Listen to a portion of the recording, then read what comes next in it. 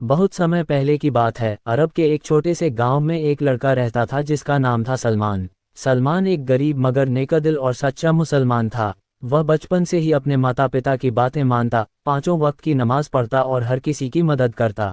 सलमान के वालिद एक किसान थे। वे दिन रात खेतों में मेहनत करते लेकिन फिर भी मुश्किल से गुजारा होता था। सलमान अक्सर अपने अब्बू के साथ खेतों में काम करता और जब फुर्सत मिलती तो कुरान पाक की तिलावत करता।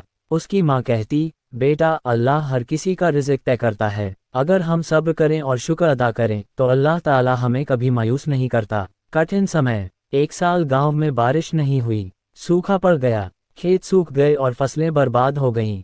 सलमान के अब्बू बहुत परेशान थे। घर में खाने तक का सामान नहीं बचा। कई पड़ोसी गांव छोड़कर जा रहे थे। कुछ लोग शहर में काम ढूंढने निकल गए। लेकिन सलमान की माँ ने कहा, अल्लाह पर भरोसा रखो बेटा, सब्र करो। जब कोई रास्ता नहीं दिखता वहीं से अल्लाह रास्ता निकालता है। सलमान ने हर रात तहज्जुद की नमाज पढ़नी शुरू कर दी। वह खुदा से दुआ करता, या अल्लाह, हमारे हालात पर रहम कर, हमें मेहनत का फल अता फरमा। एक अनोखी मुलाकात। एक दिन जब सलमान जंगल से लकड़ियां काटकर लौट रहा था, उसे रास्ते में एक बूढ़े शख्स मिले। वह बहुत थके हुए लग रहे थे। सलमान ने तुरंत उन्हें पानी पिलाया, अपने कपड़ों से उनका पसीना पोंछा और उन्हें अपने घर ले गया। उस बूढ़े ने कहा, बेटा, तू बहुत नेका दिल है, अल्लाह तुझसे राजी होगा। सलमान ने मुस्कराते हुए कहा, मैंने तो वही किया जो इस्लाम सिखाता है, इंसानियत। मेरे नबी ने भी तो यही किया था। बूढ़े शख्स कुछ दिन वहीं रहे।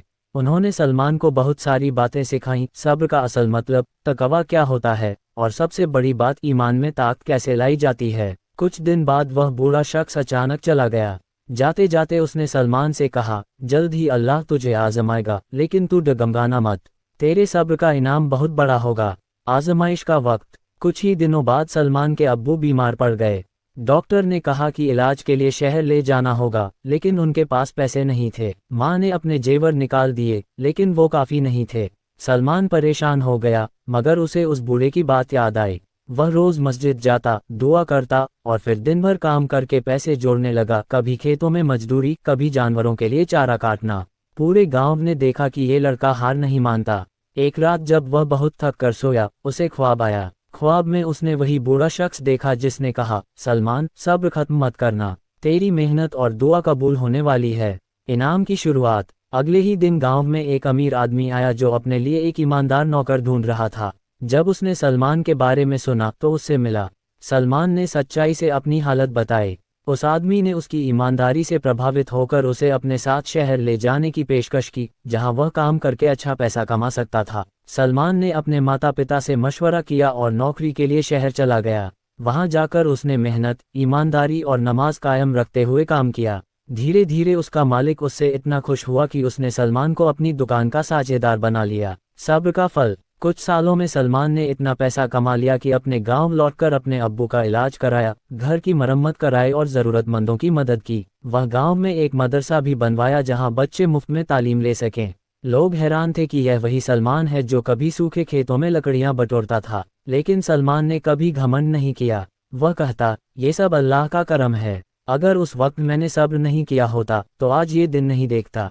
आखिरी बात। सलमान की कहानी पूरे इलाके में मशहूर हो गई। वह लोगों को इस्लाम की सच्ची तालीम देता, सब्र करो, दुआ करो और मेहनत करते रहो। अल्लाह कभी देर कर सकता है लेकिन अंधेर नहीं करता। उसकी माँ अक्सर कहती, जिसने अल्लाह पर भरोसा रखा, अल्लाह ने उसे कभी अकेला नहीं छोड़ा। और यही है इस कहानी का सबक। जब दिल टूटने लगे, हालात बेकाबू हो जाएं, तो सब्र का दामन थाम लो और देखो कि अल्लाह कैसे दरवाजे खोलता है।